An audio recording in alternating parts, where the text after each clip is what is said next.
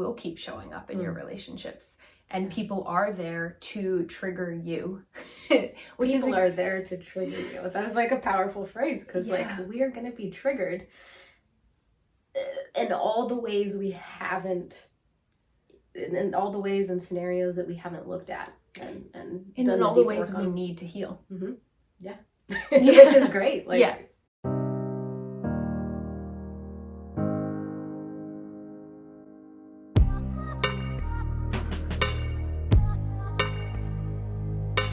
Bridget, let's share the most important thing with people. That my nips aren't always hard. It's such a gift. I love it. I love looking at them. Mm-hmm. How does it feel? It feels like kind of annoying or like stimulating, like I'm always feeling them. Yeah. Mm-hmm. And then I feel like maybe other people are like feeling them too. Yeah. Mm-hmm. Mm-hmm. Yeah. So were they like that before you pierced them? No, just since pierced. They're not pierced anymore. No. You know that. I do. I know that. But just in case you didn't know that. You might not know that, or maybe you do. Yeah, maybe you do. Maybe you do. Hi, beautiful beings. My name is Brittany. And I'm Bridget. And today we're going to be talking about childhood traumas and how they present themselves in romantic partnerships, relationships, and how they often play off each other. We've been talking about this lately, so it sounds fun to share with you. Mm-hmm. We've had family visit, and we've just been talking to family a lot, maybe like investing more time in family. And yeah, we were chatting this morning and thought this could be fun to share. Yeah, we were kind of just naturally reflecting on this morning as Bridget was sharing about being in connection with her brother, and I was sharing about being in connection with my sister, and just things that we're learning there. Yeah. Yeah. And I think our relationship is in such a solid, stable place where it feels, from my perspective, I feel more removed from a time when the triggers and the traumas were more like they were presenting as about like our relationship, or presenting through our relationship. But now that things are feeling good and grounded, like consistently for a long time, we can see that like, oh, that wasn't really about us. The root was maybe like these different areas. Yeah, and that's an interesting piece, because as that awareness increases, now I don't think these things really surface that much for us anymore. Yeah. In our relationship, and then also in general on an individual level, I think that we're healing these cycles and not necessarily living out these trauma patterns anymore. Which is really cool, because, right, like the root of the trauma is usually always childhood, right? So then we were presented with each other, triggering each other in the perfect ways that reflected the trauma in our childhood, and then we get to heal together and individually, and both. And I think that is the really cool piece, is that now that we've gotten the chance to have that reflect in our relationship, cool, it's no longer, we've gotten to do so much work around it that now when you're using you, for example, when you're talking to your sister, that trauma isn't the same as it once was. We can look at it in a new light, in a new way. And yeah, we could share some details about. Yeah, for sure. Or if there's something you wanted to name. Well, two things. One is that trauma is going to keep presenting itself. It's going to keep giving you opportunities to understand it and heal it and like feel and move through it in a healthy way. So it will keep showing up in your relationships. And people are there to trigger you. People are there to trigger you. That's like a powerful phrase, because like we are going to be triggered in all the ways we haven't, in all the ways and scenarios that we haven't looked at, and in all the ways we need to heal. Yeah. Which is great. Like, so it's fun. There was like a time in our relationship where I was like, okay, triggers, yes, like such an opportunity. And not just in our relationship, right? We can be triggered by the world, other humans, but I think there was a time a couple years ago where I was just like, wow, I really want to be inviting these triggers into my life. It's like such an opportunity to yeah, now like I don't feel triggered by hardly anything, which feels so great. And when I do, I feel like, wow, I really get to look at that in a new and cool way.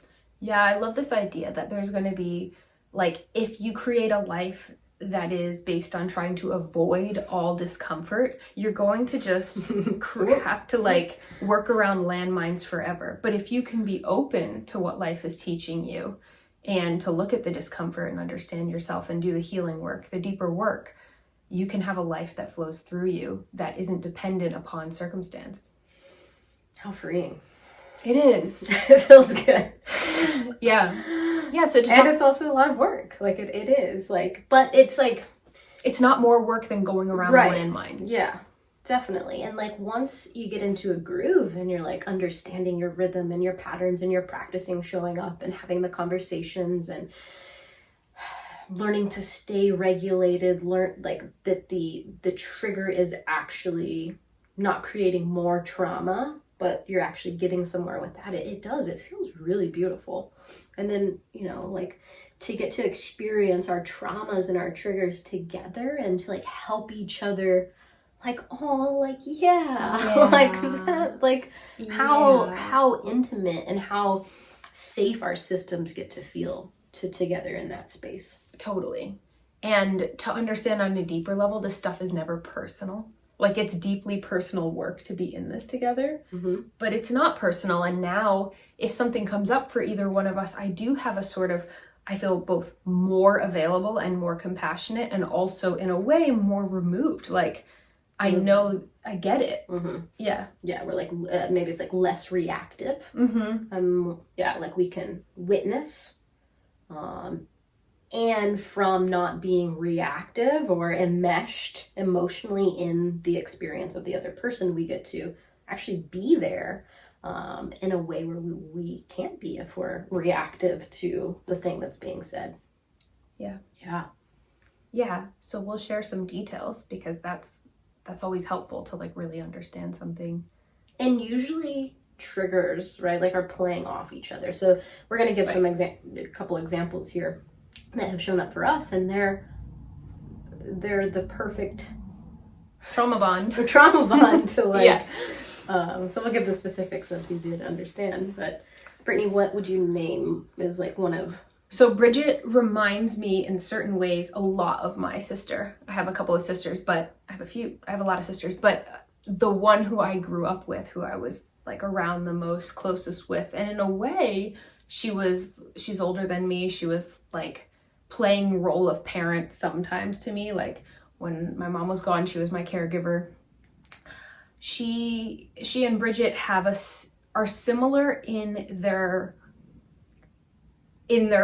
emotional world. I feel a similarity in how much you two can experience and emote in this way that can be really big sometimes. And for me, when I was young, my sister's emotions would sometimes feel really destabilizing for me. I think because she was like the older one. I was mapping to her emotional system. I've shared before that I have an open emotional center, so I'm really susceptible. I'm super sensitive, which is great because I really felt her. And looking back, I see how much she needed somebody to really hear her and understand her. And skip forward in my life, that has become one of my main purposes this life, is to learn how to really hear and understand people and validate them and etc. But moving through that as a young child, and then also with Bridget, like over these years, learning how to really be there, like as a support for Bridget when I'm witnessing you in big emotions and not take them on, especially when sometimes we were kind of enmeshed in the past and we were kind of like speaking in a way that was suggesting that it was the other person's fault on some level. That was really hard for me. And I think one of the impacts of that was, there were a lot of impacts, but an impact on Bridget, which I'll let you speak about more, is that she didn't always get to feel really heard or seen by me. And an impact for me was that I didn't always feel safe. And I wanted so much to give Bridget that feeling of like, I hear you, I feel you. And I also wanted to feel like stable. Mm-hmm. Yeah. Yeah. Yeah. Yeah. Beautiful. I love that. Mm-hmm.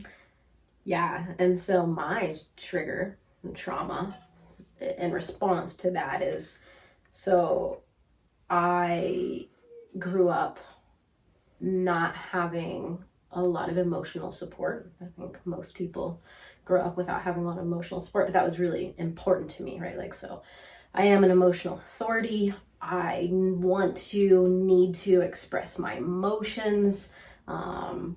It feels really healthy for me. It feels good for me. I've learned to express them in healthier ways over the years. But as a kid, I felt really like there wasn't space for me, like not heard, my emotions shut down too much. Would you say like punished for emoting? Like spanked, beat, grounded, punished, all of the things. And so, as I grew as an adult, as I got older, I learned to find my voice, and then in connection with you, really wanting to be able to express pain from our relationship, just like stuff I needed to be heard around, wanted to be heard around, wanting to connect deeper with you in intimacy. And then, right, that was playing off of your trigger where like, oh, this emotion and this expression, right, is coming towards me, right? Like that in and of itself being a lot coming from me, but then that triggering the part of you as your child self, as young Brittany, right? Like having to caretake for her sister and that feeling like a lot and overwhelming and unsafe. And so you can see how these two things like are the perfect storm for us to have gotten to like, whoa, like, okay, let's look at this and learn about each other here. And like, because we kept missing each other, right? Like Brittany wanted to hear me, I wanted to feel intimately connected with you, like you were hearing me, but it was like those things were pushing off each other. And so through that we've gotten to, right, like now, like I know how to express in a way that feels good for you, you know how to hear me in a way that feels good for me. Like we're getting the nutrients that we need and are no longer triggered in those, and it no longer, sometimes there's little things that come up, but it feels good to be able to like know these things and witness these things and to learn more about each other and to actually have the emotional intimacy and connection to get to have these conversations. Yeah. Yeah, 100%. I love this topic. There's so much to say on this topic. Yeah, and there's a feeling in all of this where it was like I wanted to hear Bridget. I even thought I was hearing Bridget, and I think I was in a lot of ways, but energetically there was a piece of me that was like hearing but blocking. And I think on some level that's what you were feeling. Right, because I think like, I was naming like, I feel like you're here with me, like holding space for my experience, but you're not actually like, I don't feel you here with me. And I was picking up on the subtle energy of that. Like Brittany was wanting to protect herself, which makes so much sense. Yeah, and needing to learn for myself, how can I really be fully there, like heart fully open for this being and for beings in general. But it was definitely the hardest with you. It is. I think it is with our person in this way. How can I really be there, but feel so sovereign and stable and grounded in myself that I'm not letting this mean something about me, or I'm not taking something on, or I'll know that there is a boundary inside of me that if the expression starts to feel unsafe for my system to hear, that I'll be able to say, hey, I need to pause this conversation and regulate my system and come back to it. And we did have some times like that. And I think those are the things that make a difference, is when like figuring out what you need to be able to be all there, and then exercising those tools in the moment. Yeah. And like you said, like pausing, right? Taking space, being able to honor your system, recharge, okay, come back. And then also having tools, the nervous system is so powerful and so smart and is always trying to keep us safe, right? And so not just in these conversations, in